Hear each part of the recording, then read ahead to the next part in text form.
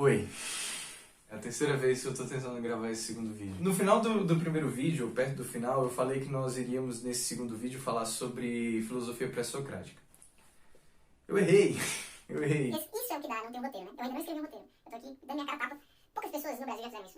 Você conhece alguém que faz coisas de improviso, além do nosso presidente? Eu ia falar da filosofia pré-socrática, só que aí depois eu percebi que no blog eu tinha orientado as minhas reflexões ou os primeiros textos para falar sobre a origem da filosofia. E, na verdade, eu acabo não falando da origem da filosofia, apesar do... O título é Brincando com a Origem da Filosofia. Tá errado esse título, tinha que ser Brincando com a História da Filosofia, ou com o Nascimento da Filosofia, porque a origem da filosofia a gente não tem certeza de onde veio. Olha que maravilha, né? Todos esses textos eles foram baseados em um livro chamado O Nascimento da Filosofia, de um filósofo italiano chamado George Colli. E ele se propõe em 9 capítulos, em um livreto de 98 páginas, muito pequeno, muito curto, assim, se você quiser, tiver interesse, vai atrás, baixe esse livro, leia. Se você tem uma boa noção de filosofia grega, de mitologia grega, tendo essas duas boas noções, assim, talvez nem assim da filosofia grega, mas dos pré-socráticos, Zenão, Parmênides, essa galera que a gente vê no primeiro ano do ensino médio rapidamente como se fosse só aquilo que eles falavam, né? Maximandro falava do fogo, Heráclito falava do fluxo, e seja lá o que for, o que falam hoje em dia para As crianças do ensino médio, jovens do ensino médio, né? Crianças não, desculpa, perdão. Se você tem uma boa noção disso, compre, abaixa. Compra o livro, vai num sebinho, pede online, né? Estamos na quarentena, o fim da raça humana já diz. Eles propõem, durante esses capítulos, fazer uma linha, digamos assim, genealógica, onde é fecundada a ideia da filosofia, eu acho que é melhor falar, e onde ela nasce de fato. E como ela nasce, quais são as circunstâncias disso. E é muito bom, assim, é um livro muito bom e que desconstrói muitas coisas que a gente acredita de forma tradicional, né? Se a filosofia ela envolve, de certa forma, um pensamento crítico, autocrítico, de olhar para si mesmo, ou então até mesmo olhar para o seu próprio pensamento, e descobrir as falhas, e perceber essas falhas, e ser honesto quanto a essas falhas, a filosofia que é ensinada nas escolas é uma filosofia muito falha. Porque, no fim das contas, a gente não está criticando de onde vem a filosofia. A gente aceita. Por que a gente aceita? Primeiro porque filosofia é uma palavra grega. Só que esse argumento é muito ruim, você falar, tipo, não, ele vem da Grécia justamente, filosofia. Matemática também é uma coisa grega. A palavra é grega. Mas matemática, em geral, ela se desenvolve no mundo inteiro. Filosofia, se você levar em consideração que filosofia é aquele que ama a sabedoria, todo ser humano é capaz de criar um corpus, leis, mandamentos, ou então coisas que podem parecer sabedorias. Em todo lugar do mundo, não só na Grécia, mas na África, no Brasil, nas Américas, no Oriente Médio. Se você parar pra pensar, todo lugar cria sabedoria e todo lugar tem pessoas que buscam sabedoria, que elas vão estudar sobre isso. Mesmo nos lugares onde não há estudo, digamos assim, como nós estudamos, né, com caderno, com livros e tudo mais, sociedades que têm uma oralidade muito forte, que elas escutam as histórias dos pais e dos avós, e essas histórias são repetidas para os filhos. Nessas sociedades existe uma busca de conhecimento muito forte também. Então, o que faz da filosofia ser grega? Ou pelo menos da origem que a gente estuda ser sempre uma origem na Grécia? Assim como a matemática. A gente estuda a matemática como uma criação exclusivamente grega. Por que no fim das contas a gente estuda isso, né? A gente estuda isso porque os gregos, na antiguidade, e isso é muito difícil de você rastrear em qual momento os gregos, em qual momento eles começaram a reunir os conhecimentos. Essa é a parte que é um pouco complicada. Por que no fim das contas eles se tornaram essas pessoas do pensamento abstrato, né? Porque o nascimento da filosofia está muito mais ligado a quem registrou. Quem foi o primeiro a registrar os pensamentos? Só que isso é um pouco estranho. Se eu levar em consideração essa questão de registro, e falando que registro é uma coisa escrita, os egípcios eles estão na frente. Os egípcios eles registraram o seu pensamento e a sua forma de sabedoria, tanto de forma de cálculos, como a matemática, como na forma filosófica de sabedoria. Chamando filosofia de sabedoria, eu estou usando como sinônimos, não se espante.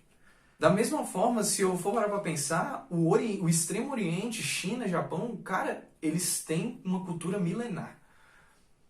poucas culturas, assim, até mesmo da Europa para cá pro Brasil, quantas culturas nós conhecemos que nós podemos dizer com certeza que elas têm registros de milhares de anos? Só o Oriente. Só o pessoal da Índia para lá.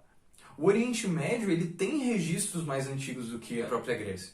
Então você falar que a filosofia surge por conta de uma forma de registro é um tanto mentiroso. É um tanto estranho. Não vou falar mentiroso não, porque é muito forte, né? Eu tô acusando as pessoas. Isso é muito estranho. No entanto, os gregos, eles conseguiram, de uma certa forma, registrar o pensamento abstrato. Eles foram os primeiros, de certa forma, a abstrair as coisas. Por exemplo, na sabedoria grega hebraica, Europeia, na sabedoria grega hebraica, que eu falei, velho. Vocês nem pra me corrigir. Na sabedoria hebraica, o que você tem é no corpus de provérbios que eles têm, né? O que tem ali? São exatamente provérbios, são exatamente sabedorias que estão ligadas à prática. Ou a prática testemunha que você é sábio. E essas mesmas coisas você vai ver em outros lugares do mundo, no Oriente, no Extremo Oriente, na África. Você vê essa questão de que a sabedoria está muito ligada a uma questão prática. Na Grécia isso não acontece mais. Na Grécia eles abstraem disso. Eles se tornam, inclusive, pessoas um pouco distantes. Assim, eu não preciso, de fato, fazer isso para ser um sábio. O que eu preciso, no fim das contas, é estudar sobre isso. E aí você tem a filosofia. A filosofia são aqueles que estudam sobre a sabedoria, mas não são aqueles que são sábios. São aqueles que amam essa sabedoria. Então, filosofia, no sentido grego da palavra e no sentido que a Grécia instituiu, de fato não existe em outro lugar. Os outros lugares, eles têm sábios. Eles buscam por sabedoria. O filósofo, ele busca pelo conhecimento da sabedoria. O que isso significa? Significa que não necessariamente eu vou botar em prática aquilo. Eu vou ver aquilo. Sabe, nós, inclusive, até hoje nós temos esse resquício na nossa cultura. Nós estudamos em uma faculdade, nós estudamos na escola, nós não precisamos fazer aquilo que nós estudamos. Isso não faz sentido para culturas mais orientais, ou cultura africana, cultura hebraica, não faz sentido. Não faz sentido para os muçulmanos. Aquilo que você conhece ou aquilo que você quer conhecer, você tem que praticar. E aí a filosofia, nesse sentido, como o estudo da sabedoria daquele local, pode ser vista como algo que se espalha mais do que a Grécia. Por exemplo, existe filosofia africana, porque é uma forma de eu estudar a sabedoria dos africanos. Tem filosofia ameríndia, porque você é amigo, você ama a sabedoria que os indígenas têm nas Américas. Da mesma forma, a filosofia oriental, você ama a sabedoria do Oriente. Porque naqueles lugares não existe exatamente uma filosofia, mas a forma que nós estudamos é uma filosofia. Eu busco a amizade da sabedoria daquele lugar. Óbvio que essa definição que eu estou dando é uma definição extremamente enviesada, porque são os meus pressupostos que estão em jogo. Uma outra pessoa, você pode pesquisar na internet o que significa filosofia ou qualquer outra coisa assim, pode inclusive brigar comigo falando não, a filosofia vem dos gregos, é exclusivamente grega e a gente tem que estudar só os gregos. Essa pessoa ela é extremamente tradicional, extremamente conservadora e eu não tenho culpa disso e eu não me incomoda isso. O que me incomoda é você olhar para as outras filosofias ou as outras formas que nós temos de fazer filosofia e não perceber que a filosofia grega ela só ganha porque, no fim das contas, ela é a primeira a patentear. Olha que bizarro, né? Não é como se eles fossem os mais originais, não é como se eles fossem os mais inteligentes, não é isso. Eles são os primeiros, eles são os mais burocráticos, digamos assim. Eles vão lá e escrevem. Então, a gente precisa ter esse posicionamento crítico em relação à filosofia grega.